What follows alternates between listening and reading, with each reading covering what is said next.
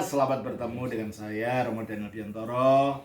Welcome back to my channel. This is Father Daniel Diantoro. I'm going to give interview to this gentleman here. Saya akan memberikan interview kepada Pak Jasia. Nah, ini kebetulan kami lagi kumpul-kumpul ya, ini hari ulang tahun saya, jadi sekalian saya mumpung-kumpul, saya adakan interview, nanti saya masukkan vlog ini untuk memberikan wawasan baru kepada saudara.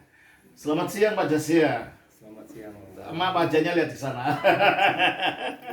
Pak Jasia namanya siapa, nama lengkapnya? Jasia Pancaputra. Saya punya farm Siregar. Oh, Pak Jasia Pancaputra Siregar. Lahirnya di mana? Saya lahir di Kota Medan, Romo. Oh, di Medan. Ya. Terus pindah ke Jakarta? Saya pindah ke Jakarta itu tahun 2000. Tahun 2000. Sudah 21 tahun ya? Iya, Romo. Sudah berkeluarga sekarang kan Pak ya? Sudah. Berapa anak? Saya punya 2 anak. Umur 19 dengan umur 15 tahun. Oke. Biasanya kalau orang Batak kan di HKBP, bagaimana Bapak sekarang bisa kumpul-kumpul dengan orang-orang ortodoks ini? Ceritanya gimana? Benar, Romo. Saya terlahir dibaptis di gereja tradisi Batak ya, gereja budaya Batak, namanya HKBP.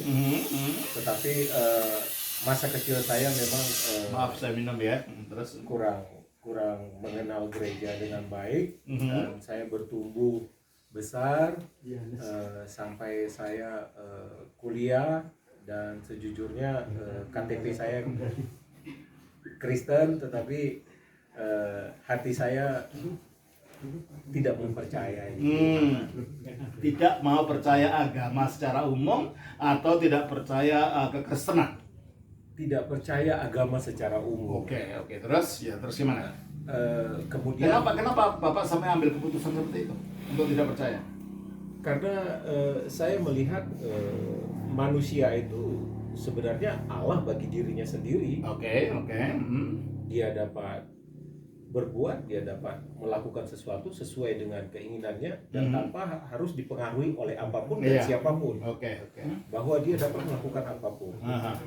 Sampai suatu waktu ketika saya mempunyai pekerjaan di Kota Dili tahun 1997, di sana saya seperti di flashback terhadap suatu masa lalu, masa kecil saya, di mana sebenarnya masa kecil saya cukup sulit. Saya ditinggal mama saya ketika umur saya masih 8 tahun.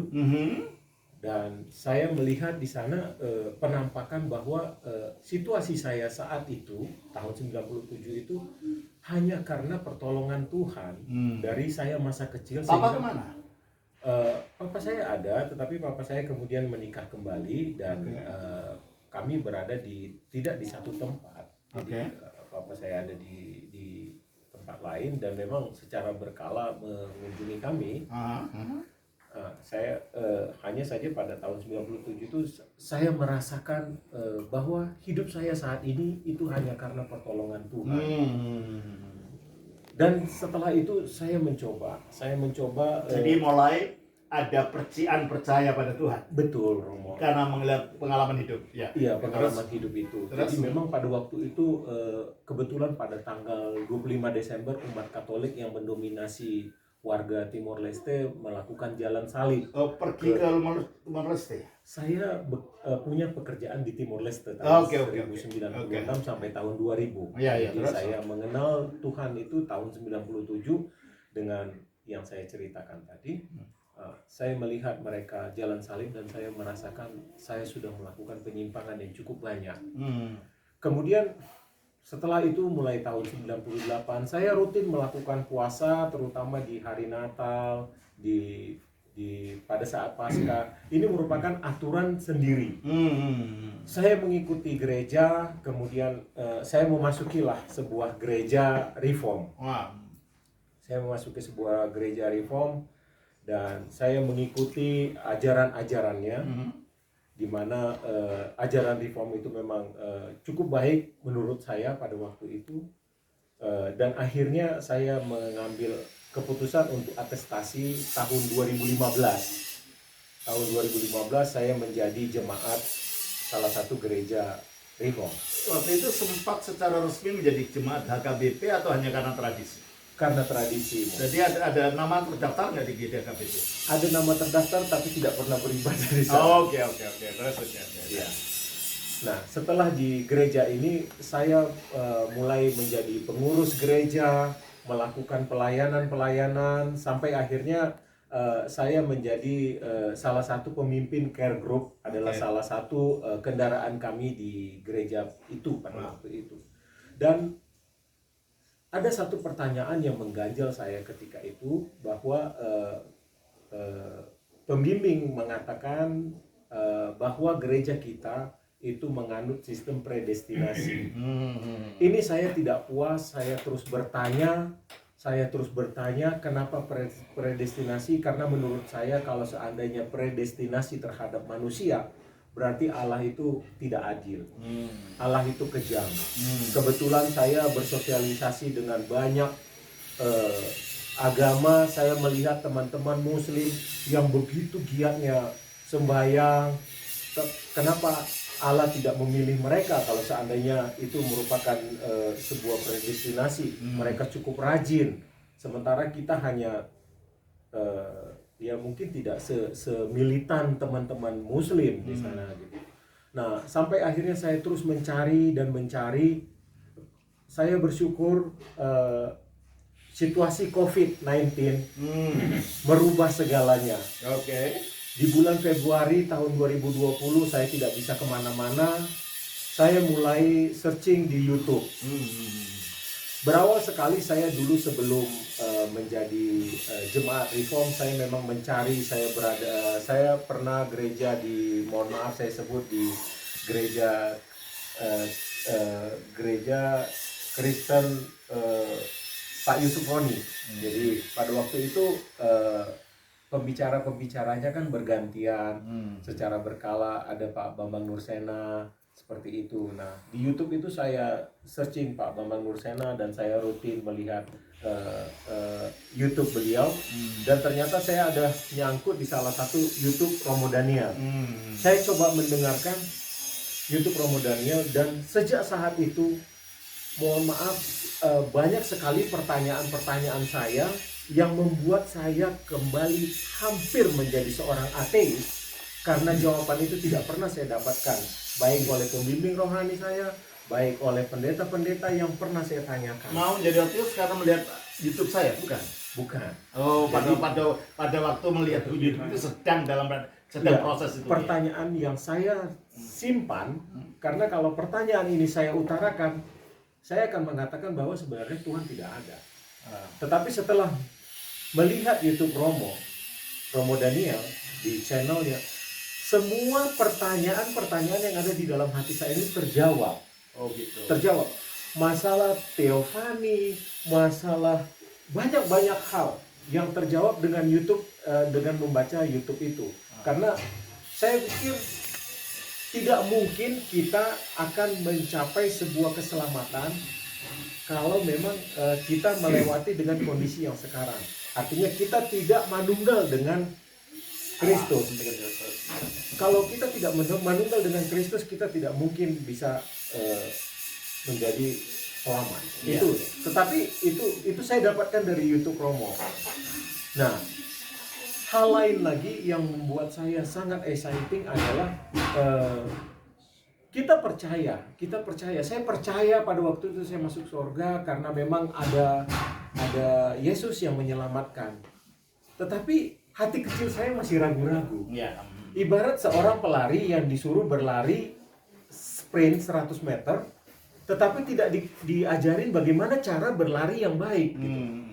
Nah, saya coba melihat, ternyata di dalam iman ortodoks ini ada praktis-praktisnya, ada ortolatria yang membimbing kita untuk mencapai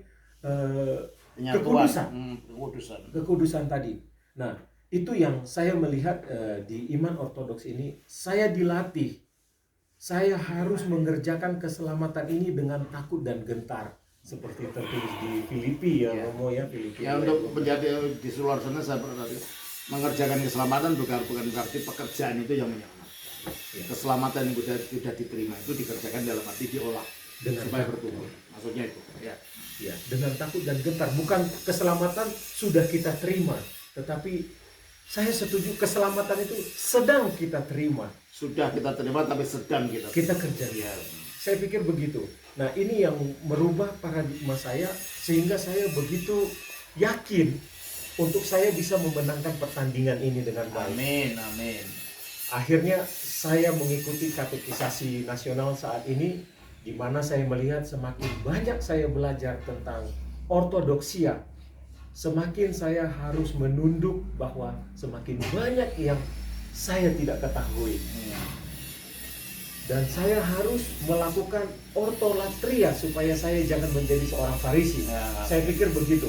Karena dengan mengetahui pengetahuan saja tanpa melakukan ibadah dengan baik, saya akan menjadi seorang Farisi, saya pikir, yang hanya mengetahui ilmu tanpa menjalankan dengan baik.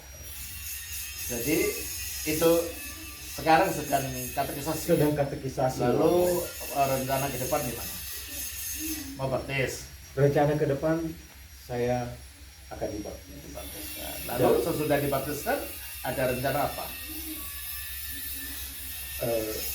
Saya punya rencana, saya akan menjadi seorang ortodoks yang sesuai dengan keinginan Tuhan, sehingga melalui perjalanan hidup saya, melalui kehidupan saya sehari-hari, orang lain bisa melihat bahwa inilah ajaran yang sesungguhnya. Jadi lewat tindakan saya, lewat apa yang saya lakukan terhadap dunia ini akan menjadi penginjilan bagi orang lain. Puji Tuhan. Lalu yang terakhir, kira-kira kalau ada pesan kepada saudara-saudara yang melihat sekarang, pesan apa yang terakhir Bapak memberi, Pak Georges yang ingin berikan? Ya, buat teman-teman saya yang mungkin masih mencari sesuatu dan begitu banyak pertanyaan yang ada di dalam kepala Bapak Ibu tentang kekristenan, jangan tutup, jangan simpan pertanyaan itu, teruslah bertanya. Jangan takut akan pertanyaan itu tidak akan terjawab. Di dalam iman ortodoks, semua pertanyaan Bapak Ibu yang mengganjal tentang kekristenan bisa dijawab dengan baik. Dan akan membuat iman Bapak Ibu semakin yakin untuk dapat menyatu, menjadi mulia bersama-sama dengan Yesus. Oke, terima kasih Pak Josia kesaksiannya. Semoga itu membawa berkat bagi semua, bagi saudara-saudara yang mendengarkan. Sampai ketemu lagi. Tuhan memberkati. Shalom. Bye-bye.